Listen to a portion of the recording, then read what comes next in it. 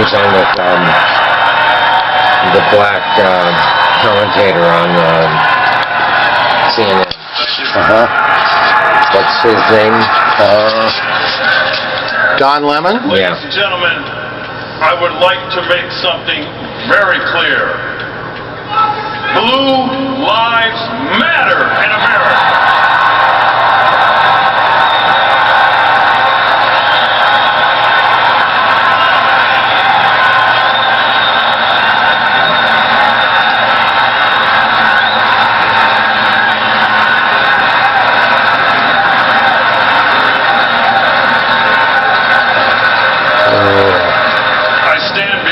Tonight with a heavy heart as the law enforcement community prepares to bury three of Baton Rouge, Louisiana's finest.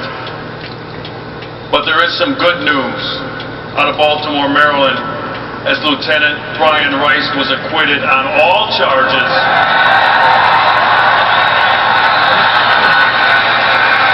in the malicious prosecution of activist State's Attorney Marilyn Mosby.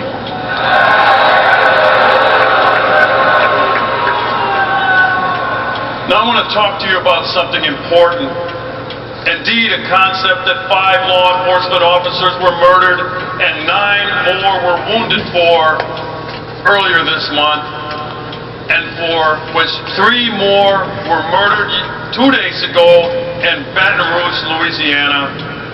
And that is the importance of making America safe again.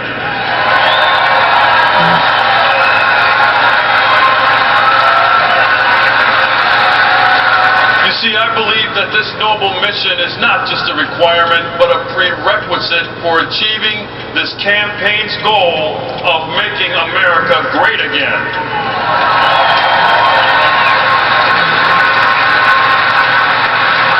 We simply cannot be great if we do not feel safe in our homes, on our streets, and in our schools.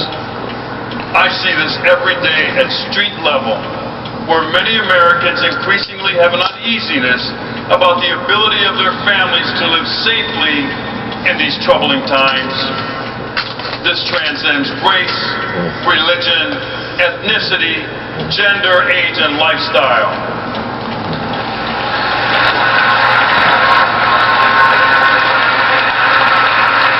If you don't believe it, a recent Gallup poll confirms it.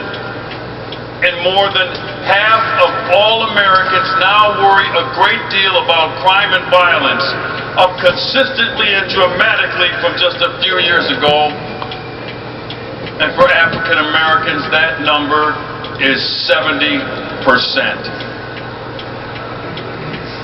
Sadly, for a growing number of communities, the sense of safety that many of us once took for granted has been shattered. Americans don't always feel safe, no matter if they are working in a big city, living in a suburb, or rural areas all around this great country. I often tell residents of Milwaukee and the city and towns that I visit that safety is a shared endeavor. It starts with the willing acceptance of people to play by society's rules. A code, if you will, where we collectively agree upon that ensures stability, fairness, and respect. It is built on a foundation of trust in each other and in the people who administer and enforce society's rules, which at its foundation is the rule of law.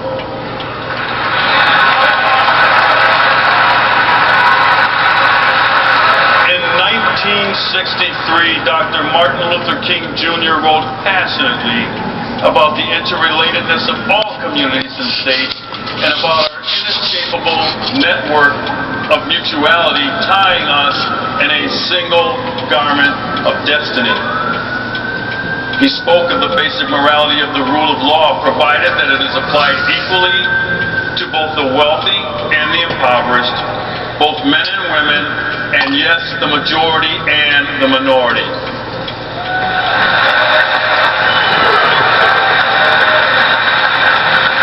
What we witnessed in Ferguson, in Baltimore, and Baton Rouge was a collapse of the social order.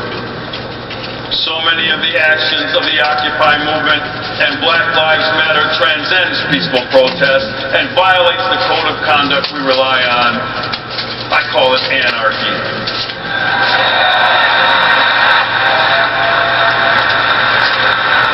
You see, American law enforcement officers understand that race is and has been a heated issue in our country. Most appreciate the vital need for thoroughness and transparency and pursuit of the greater good in their actions and in their investigations. These are truths that are self-evident to me and which I practice, and they are the truths that Donald Trump understands and supports.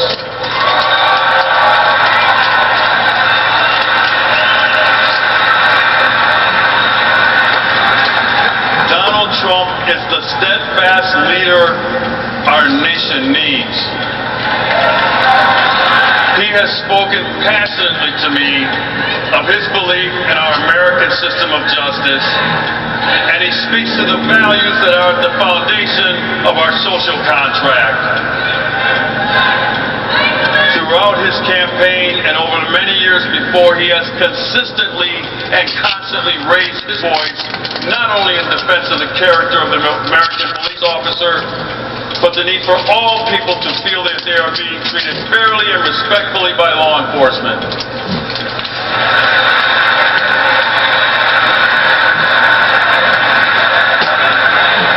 You see, Donald Trump understands that what can make our nation safe again is a recommitment to a system of justice in which no government official, not even those who have fought their way to the marble and granite halls of Washington, no private citizen, no elected official, even Hillary Clinton, and no group of people, despite the fervor with which they press forward their grievances, can claim privilege above the law. It cannot happen in the United States.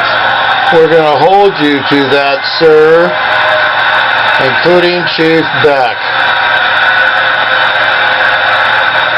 and all others, possibly you too. The tradition of the primacy of the rule of law in America is strong.